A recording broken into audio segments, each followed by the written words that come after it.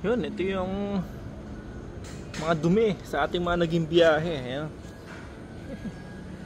Dungisan niya ating Ironhide. Kaya kailangan natin carwash si Ironhide na. Grabe. Sulit ano?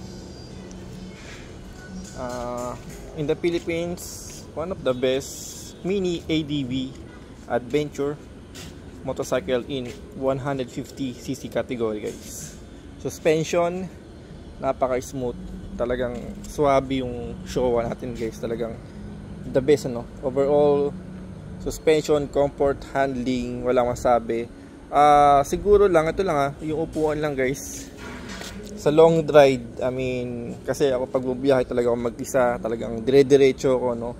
Hangga't kaya ng aking tiyan, no, na hindi hinto para kumain. Nakaupo tayo diyan, pero kailangan siguro dagdag ng kung pwede lang ano, para medyo maging mas masarap mo po kahit ilang oras ka diyan. Pero overall naman, handling, suspension, yes, okay siya, no.